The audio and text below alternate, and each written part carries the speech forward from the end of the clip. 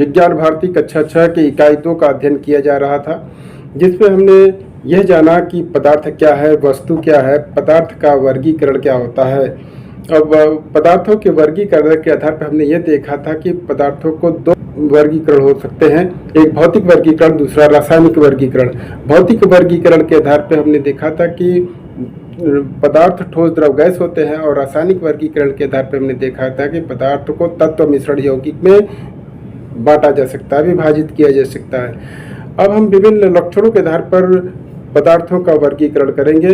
तो सबसे पहले हम देखते हैं कि अवस्थाओं के आधार पर पदार्थ कितने प्रकार के होते हैं। तो अवस्थाओं के आधार पर पदार्थों को मुख्यतः 3 भागों में बांट सकते हैं, यानी 3 तरह की अवस्थाएं होती है पदार्थ की। एक होती है ठोस, दूसरी होती है द्रव, तीसरी होती है गैस। तो आज हम ठोस द्रव गैस का अध्ययन करेंगे। ठोस वस्तुएं ठोस क्यों होती हैं, द्रव वस्तुएं द्रव क्यों होती हैं, गैस वस्तुएं गैस क्यों होती हैं। ये सिक्का है, इसका आयतन देख रहे हैं कि ये सिक्का है, इसी तरह का ये ठोस है। अब हम इसको एक गिलास में इसको रखते हैं, तो क्या इसका आयतन आकृति बदल गई? वो सिक्का जैसे था वैसे ही है, क्योंकि इसकी आकृति इसमें जाने पर बदली नहीं। अगर हम इसको जार में रखें तो क्या इसका आयतन आकृति बदल जाएगी? देख रहे हैं कि नहीं बदलती, जैसे सिक्का है वैसा ही यह बना हुआ है। तो इस आधार पर हम कहते हैं कि इस आधार पर कहा जा सकता है कि ठोस वस्तुएं का आकृति और आयतन निश्चित होता है। तो अब हम ये जानने की कोशिश करेंगे कि ठोस का आकृति और आयतन निश्चित क्यों होता है, इसको विभिन्न पदार्थों पर रखने पर इसकी आकृति और आयतन बदल क्यों नहीं रही है। तो हम इस आधार पर ठोस के बारे में अध्ययन करेंगे। ठोस का आकृति और आयतन क्यों नहीं बदलती है? क्योंकि ठोस के जो कण है, प्रत्येक पदार्थ कण या अणुओं से मिलकर बने होते हैं। बहुत छोटे छोटे इसमें कण होते हैं या अणु होते हैं। ये बहुत छोटे छोटे कण या अणु होते हैं, प्रत्येक पदार्थ कण या अणुओं से मिलकर बने होते हैं। और ठोस के जो कण हैं या अणु हैं वे बहुत पास पास होते हैं, इतना पास पास होते हैं और एक दूसरे को बांधे रहते हैं। उनमें आकर्षण बल बहुत होता है। तो आपने जाना कि ठोस के कण बहुत पास पास होते हैं, इनमें आकर्षण बल बहुत अधिक होता है, ये एक दूसरे को बांधे रहते हैं और इसी के कारण इनके कण गति नहीं करते हैं, स्थिर रहते हैं। और स्थिर रहने की वजह से इनकी आकृति और आयतन नहीं बदलता है। तो अगर कोई पूछता है कि ठोस ठोस क्यों है, इसका आकृति आयतन क्यों नहीं बदलता है, तो यही उत्तर होगा कि ठोस के कण बहुत पास पास होते हैं, इनमें बहुत अधिक आकर्षण बल होता है, इनके जो कण हैं एक दूसरे को बांधे रहते हैं, गति नहीं करने देते हैं या गति नहीं होती है। इस आधार पर ठोस ठोस होते हैं, इनकी आकृति और आयतन निश्चित होता है। द्रव पदार्थ, द्रव पदार्थ जैसे पानी है, तेल है, किसी भी तरह का तेल जिसमें बहने का गुण होता है, वो पहले ठोस पदार्थ का उदाहरण जान लीजिए। ठोस आपका तो ये होगा, इसी तरह लकड़ी, पत्थर, ईंटा, सभी धातुएं, लोहा, तांबा, जस्ता, ये सभी ठोस पदार्थ हैं। अब हम आते हैं द्रव। पानी भी एक द्रव पदार्थ है, इसी तरह से तेल, मट्ठा, दही, ये सब द्रव पदार्थ है। जिसमें बहने का गुण हो, वो जिसमें तरल हो, वो द्रव पदार्थ कहलाते हैं। तो हम द्रव को ये देख रहे हैं, इसमें इतना पानी है। अब ये पूरा पानी हम इस गिलास में डाल देंगे, तो देखते हैं क्या इसके पानी में और इसकी आकृति में कोई परिवर्तन होता है। तो हम इसको पूरा इसमें डाल दिया है, तो देख रहे हैं इसका आकार बदल गया, इसका आकार बदल गया। अब इतना ही आयतन का पानी अब हम इसमें बदलते हैं, तो क्या यह इसका आयतन बदल जाएगा?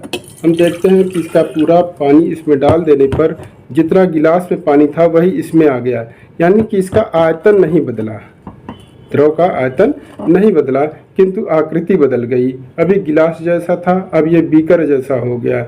अब बीकर से फिर पुनः इसमें गिलास में करें तो क्या इसका आयतन बदलता है कि वही रहता? जैसा एक गिलास पानी हमने डाला था, तो क्या एक गिलास पानी मिलेगा? तो देखते हैं कि पूरा एक गिलास पानी हमें प्राप्त हो गया। यानी कि हम ये देखते हैं कि इसकी आयतन नहीं बदलते हैं, इनकी केवल आकृति बदलती है। इस प्रकार से हम कह सकते हैं कि द्रव पदार्थों की आकृति तो बदलती है किंतु आयतन निश्चित रहता है। तो अब हम ये जानेंगे कि इनकी आकृति क्यों बदलती है, आयतन क्यों निश्चित रहता है। तो द्रव पदार्थों के जो कण होते हैं थोड़ा दूर दूर होते हैं, ठोस के अपेक्षा थोड़ा दूर दूर होते हैं। ठोस के जैसे पास पास होते हैं तो द्रव के थोड़ा दूर दूर होते हैं, और दूर दूर होने की वजह से इनमें जो आकर्षण बल है ठोस की अपेक्षा थोड़ा कम होता है। इसी की निश्चित सीमा में ये गति कर सकते हैं, और यही कारण है कि हम इनको एक दूसरे पदार्थ में उड़ेल सकते हैं। और उड़ेल सकते हैं क्योंकि इनमें बहने का गुण होता है, ये तरल होते हैं, और इनमें आपसी आकर्षण बल थोड़ा कमज़ोर होता है। इसीलिए एक पात्र से दूसरे पात्र में इनको उड़ेला जा सकता है। और देख रहे हैं कि इसका आयतन निश्चित होता है। द्रव पदार्थ द्रव क्यों हैं? क्योंकि इनमें ठोस की अपेक्षा इनके कण थोड़ा दूर दूर होते हैं, इनमें आकर्षण बल थोड़ा कमज़ोर होता है, इनके कण थोड़ा थोड़ा गति भी करते हैं, परंतु एक दूसरे को थोड़ा बांधे भी रहते हैं, अतः एक निश्चित सीमा में ये गति कर सकते हैं। और इनका हमने देखा कि आयतन निश्चित होता है, आकृति बदलती है। तो द्रव पदार्थों का यही गुण हुआ, यही लक्षण हुआ कि इनकी आकृति तो बदलती है किंतु आयतन निश्चित होता है। जैसा कि हमने देखा कि ठोस के कण बहुत पास पास होते हैं, उनमें बहुत ज़्यादा आकर्षण बल होता है, वे गति नहीं करते, वे स्थिर रहते हैं, इसलिए वे ठोस हैं। द्रव में क्या होता है कि जो कण या अणु है थोड़ा दूर दूर होते हैं, एक सीमा में गति करते हैं, इसलिए उसमें बहने का गुण होता है, वो तरल होते हैं, और में ठोस के अपेक्षा थोड़ा आकर्षण बल कम होता है।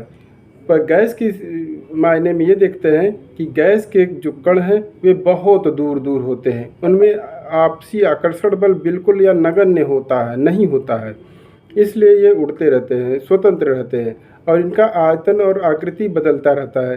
क्योंकि ये पूरे घर में इनकी महक फैल जाती है, इसलिए इनका आयतन नहीं निश्चित रहता है। छोटे जगह में छोटे में रहेंगे, बड़े जगह में पूरे हाल में या पूरे हाल में फैल जाते हैं। और इनकी आकृति आप देख ही रहे हैं लगातार बदल रही है। तो इनके कण जो कि बहुत दूर दूर होते हैं, इनमें आकर्षण बल नहीं होता है, इसीलिए इनका न तो आकृति निश्चित होती है न इनका आयतन निश्चित होता है, ये हमेशा उड़ते फिरते रहते हैं। तो इस तरह से गैस का बारे में, गैस के जो है धूप बत्ती का धुआं हो, अगरबत्ती का धुआं हो, कहीं लकड़ी जल रही उसका धुआं हो, कागज़ जल रहा उसका धुआं हो, तो इस तरह से गैस का धुआं या किसी भी तरह का धुआं गैसीय है। और धुआं उड़ता क्यों है? गैसीय गुण के कारण होता है। गैसीय गुण क्या है कि इनके कण तो बहुत दूर दूर होते हैं, इनमें आकर्षण बल नहीं होता है। इस तरह से बच्चों आपने जाना कि ठोस ठोस क्यों होता है, द्रव द्रव क्यों होता है, गैस गैस क्यों होता है, और ये था पदार्थों के अवस्थाओं के आधार पर पदार्थों का वर्गीकरण। इस तरह हमने जाना कि ठोस द्रव गैस में अंतर क्या है, और इनमें ये अंतर क्यों है, ठोस ठोस क्यों है, द्रव द्रव क्यों है, गैस गैस क्यों है। अभी हमने पदार्थों का अवस्थाओं के आधार पर अंतर जाना। अब अगले वीडियो में हम अन्य आधारों पर पदार्थों का वर्गीकरण करेंगे। धन्यवाद।